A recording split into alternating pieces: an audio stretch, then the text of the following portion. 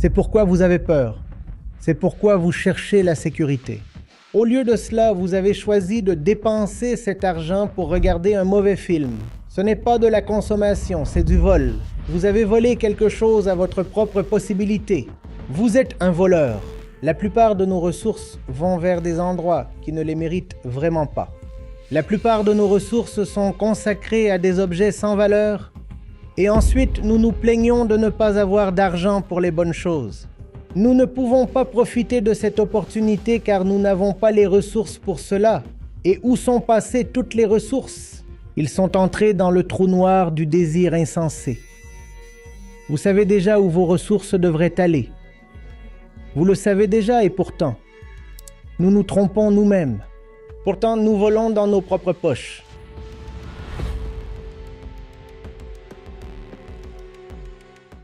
Maintenant, nous allons voir ce qui est proposé aujourd'hui.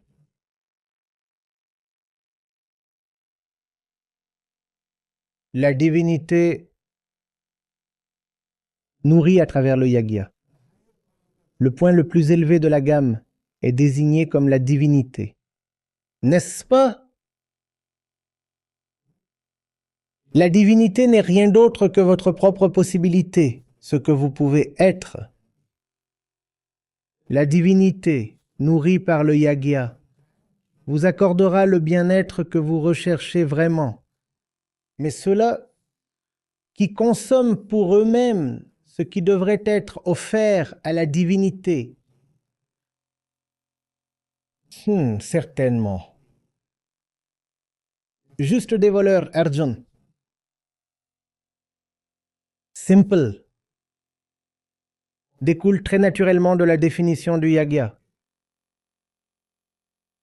Quoi que vous ayez ne doit pas être nourri dans votre état actuel. Quoi que vous ayez ne doit pas être utilisé au service de votre situation actuelle. Quoi que vous ayez n'est pas destiné à utiliser pour renforcer votre état actuel. Quoi que vous ayez est destiné à être investi en montant plus haut.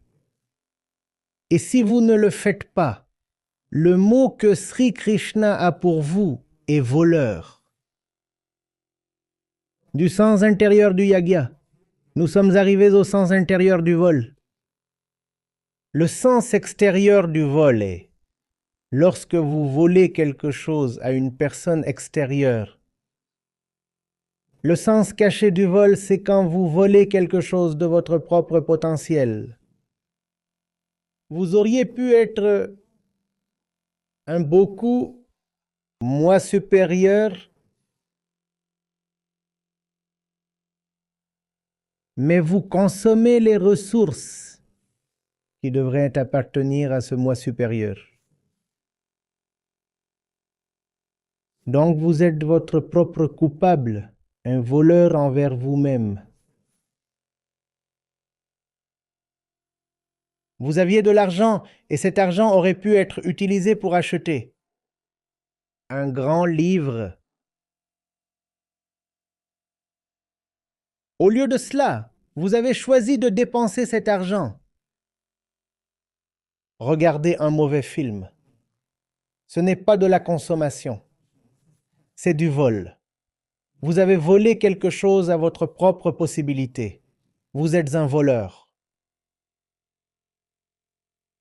Vous avez interdit, vous avez bloqué l'argent d'être là où il aurait dû être. L'argent appartenait vraiment au livre.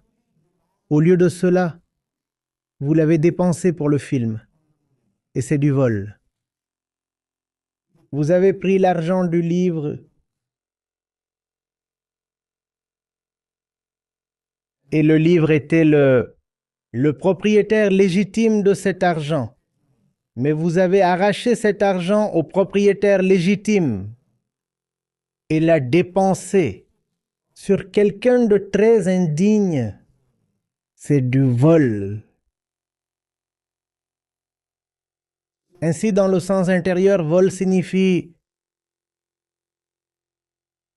Une allocation inversée des ressources.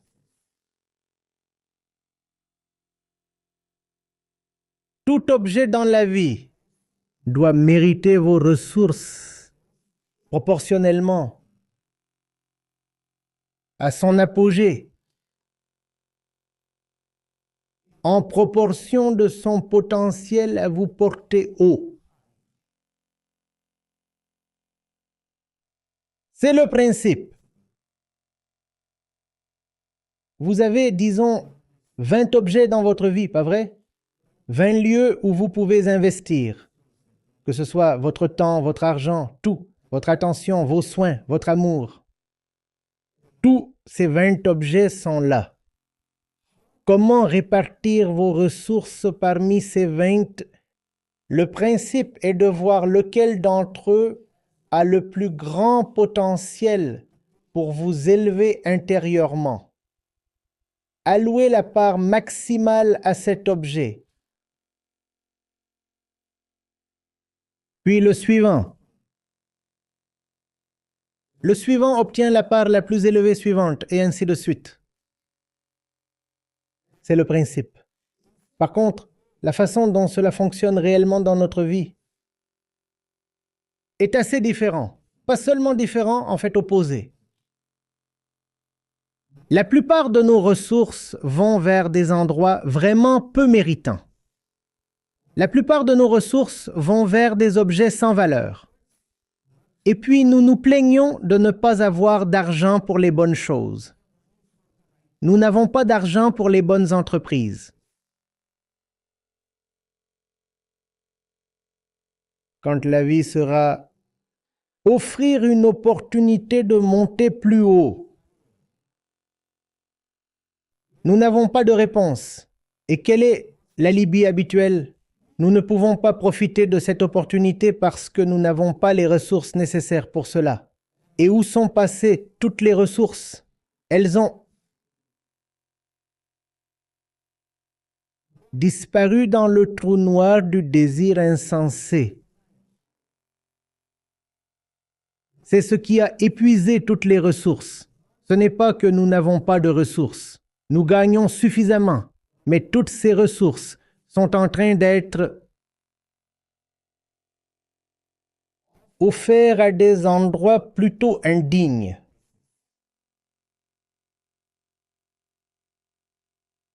Et donc pour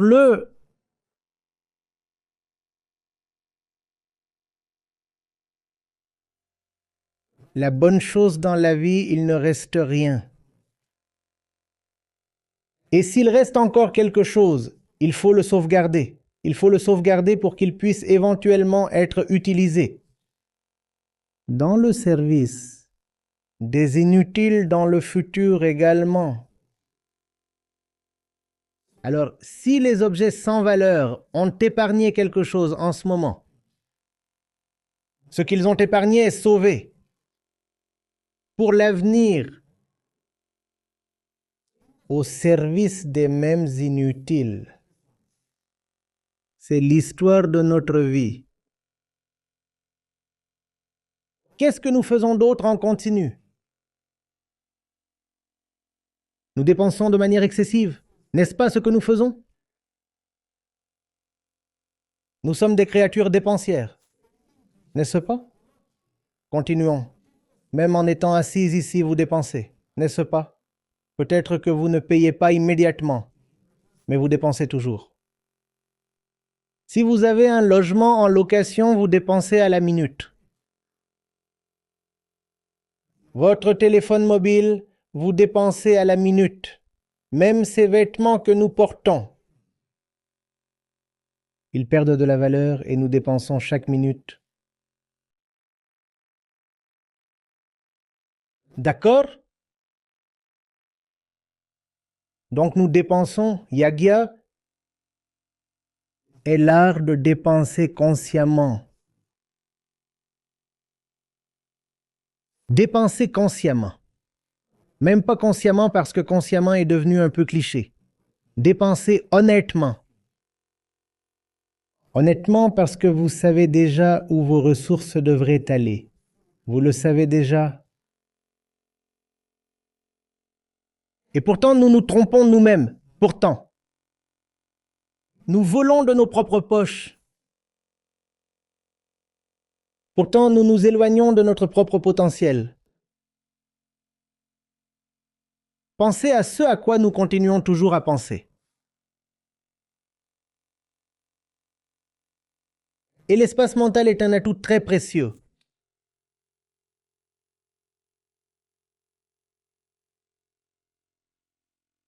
Continuons-nous à réfléchir. Des versets de la Gita? Non. Ils seront oubliés dès que la session se termine. Mais des heures et des jours et des semaines sans fin, nous continuons à penser à ce que nous savons déjà comme des bêtises. C'est pourquoi je parle d'honnêteté, pas de révélation. Rien de nouveau n'a besoin d'être dit. Nous connaissons déjà quelque chose comme des absurdités insensées. Pourtant, nous lui accordons de l'attention. Et l'espace mental est cher, n'est-ce pas? Mais nous avons cédé cet espace précieux. Le dépenser continuellement au service de quelque chose de très indigne. Qu'est-ce qui détermine la valeur? La règle est que la valeur de tout objet, nous le répétons, la valeur de tout objet est proportionnelle à sa capacité à vous élever. Si vous avez 20, 40 000 objets dans votre vie, comment savez-vous lequel d'entre eux est digne et mérite donc vos ressources? Voyez lequel d'entre eux a la capacité de vous élever. Téléchargez simplement l'application Acharya Prashan, puis rendez-vous dans la section Communauté, et vous verrez des témoignages en direct arriver à raison d'un toutes les 5 minutes. Je vois des vies changer par milliers, voire des millions, chaque jour, sous mes propres yeux. Nous le faisons. Nous l'avons réellement fait.